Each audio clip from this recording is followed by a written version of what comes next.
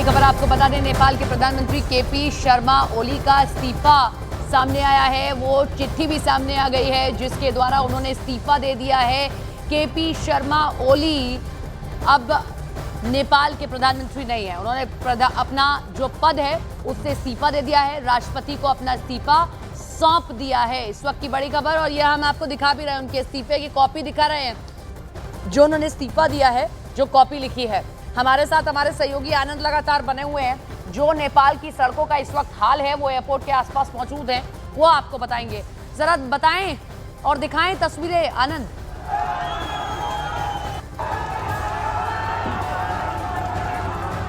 देखिए, बिल्कुल मैं आपको सीधी तस्वीरें दिखाता हूँ। देखिए, ये तस्वीरें हैं, ये एयरपोर्ट की तरफ से रास्ता आ रहा है और देखिए यहाँ पर आप देखेंगे तो यहाँ पे तमाम प्रदर्शनकारी जो हैं यहाँ पर इकट्ठा हैं और जो रोड है वो पूरी तरह से यहाँ पे ब्लॉक कर दी गई है।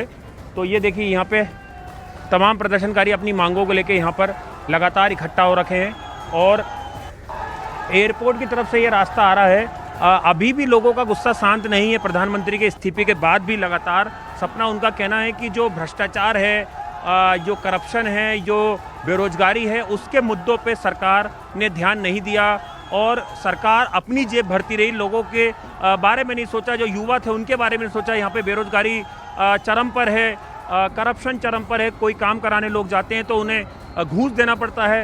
इस तरह के आरोप जो है वो लोगों ने यहाँ पर लगाए हैं और उसको लेकर लोगों का गुस्सा जो है वो सड़कों पे आ गया है। तो ये तस्वीरें हम आपको दिखा रहे हैं, जगह जगह लोगों ने सिंबॉलिक इस तरह से टायर जला के एक तरीके से एक मैसेज देने की कोशिश की है सरकार के विरोध में, और उसकी सीधी तस्वीरें जो हैं वो हम आपको दिखा रहे हैं।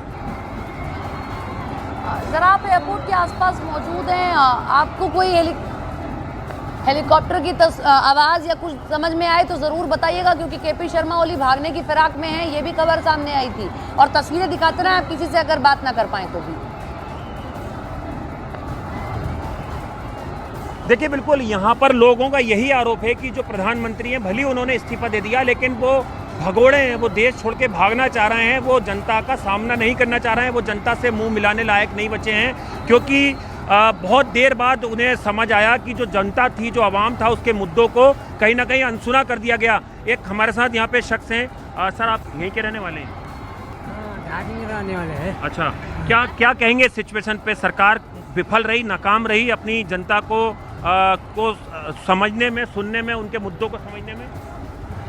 सरकार खाली भ्रष्टाचार के लिए भ्रष्टाचार वो काम करते, भ्रष्टाचार करके लिए युवा केटाहरू पूरा विदेश जाने लगे। तब बात के बच्चे ये केटाहरू, स्कूली केटाहरू आंदोलन किया है। तो देखिए, बिल्कुल यहाँ पे जो लोग हैं वो सड़कों पे हैं। करप्शन एक बहुत बड़ा मुद्दा था। हमने जितने भी यहाँ पे युवा हैं उनसे बात की, जितनी भी लड़कियाँ उनसे बात की, उनका कहना था जो करप्शन तो एक बहुत बड़ा मुद्दा था।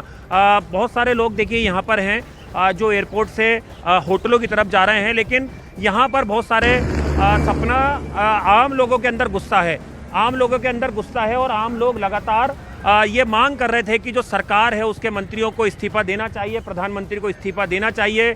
कल नैतिकता के आधार पर कृषि मंत्री, स्वास्थ्य मंत्री, गृह मंत्री ने इस्तीफा दिया और अब आर्मी के जो चीफ थे उन्होंने कहा कि प्रधानमंत्री को इस्तीफा देना चाहिए। उन्होंने भी कहा कि कंट्रोल से स्थिति बाहर हो रही है। आर्मी ने पूरे इलाके को कर्डन ऑफ करा, एक तरीके से अपने हाथ में लिया आर्मी ने काठमांडू को। लोकल पुलिस हमें बहुत कम जगह यहाँ पर नज़र आई और हम बहुत सारी जगह पे अभी गए हैं, बहुत सारी जगहों पे हमें को गाड़ियाँ नहीं जाने दी, लेकिन बहुत सारी जगह हमने देखा कि चाहे महिलाएं हों, बच्चे हों, युवा हों, सब लोग एक सुर में बोल रहे थे कि जो काठमांडू है उसका विकास सालों से रुका हुआ था और जो एक स्थिर सरकार है वो नेपाल को नहीं मिल रही थी। लगातार यहाँ पे सत्ता परिवर्तन हो जाता था, कोई स्थिर सरकार नेपाल को नहीं मिली जो नेपाल के लोगों के बारे में सोचे, नेपाल के मुद्दों के बारे में सोचे, नेपाल के एक तरीके से भविष्य के बारे में सोचे। वहाँ पर जो रोजगार है उन्हें बढ़ाया जाए, इंडस्ट्री लगे, डेवलपमेंट हो, वो तमाम चीज़ें नहीं हो पाई और कहीं ना कहीं जो करप्शन था वो चरम पे था। इसी लोगों का गुस्सा जो था वो फूटा और लोग सड़कों पर आए, लेकिन सरकार ने उन्हें समझने की बजाय उनके ऊपर लाठीचार्ज करा, गोलियां बरसाई, उसमें लोगों की मौत हुई और उसके बाद से जो लोग थे, जो छात्र थे, वो बहुत ज़्यादा गुस्से में थे और उनका गुस्सा फूट पड़ा और वो फिर एक बार सड़कों पे उतर आए। आपको सड़क पर सेना दिखाई दे रही है? मतलब जैसा आपने कहा कि पुलिस तो बहुत कम है, अब तो सेना ने सब कुछ संभाल लिया।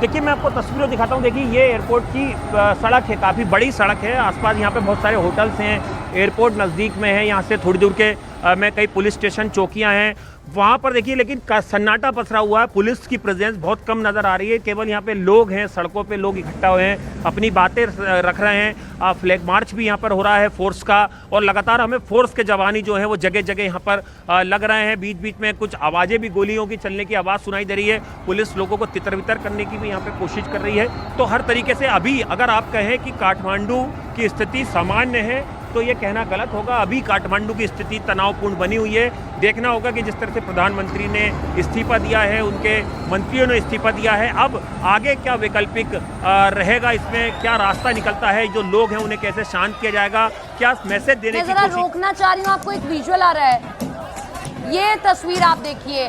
अब ये प्रदर्शन हिंसक हो गया है और जो कैदी हैं वो तक भाग रहे हैं। ये एक जेल है, सोरखुट्टे इलाके से कैदी भागे हैं। अफरा तफरी मची हुई है इस वक्त नेपाल में। कैदियों के भागने की सूचना मिली है। काठमांडू के बाद सोरखुट्टे इलाके में जेल से कैदी भाग गए हैं। देखिए अब वहाँ पर सत्ता नहीं रही है, सरकार नहीं रही है, सुनने वाला कोई नहीं है, कहने वाला कोई नहीं है और अंकुश लगाने वाला कोई नहीं है। तो जो प्रदर्शनकारी हैं उनके भेष में कौन कौन है ये भी पता नहीं चल रहा है। कैदी तक अब देखिए जेल छोड़कर भाग रहे हैं वहाँ से। ये हालत हो गई है, कुछ भी नियंत्रण में नहीं रहा है नेपाल के अंदर। न सरकार है, न कोई देखने वाला है, न कोई कहने वाला है और ना ही कोई समझने वाला है। यानी कि अगर आप बहुत सरल भाषा में कहिए तो माई बाप कौन है कुछ समझ नहीं आ रहा है। कौन अब चलाएगा नेपाल को। ओली साहब इस्तीफा दे चुके हैं, राष्ट्रपति ने इस्तीफे को देख लिया है, लेकिन हालात बहुत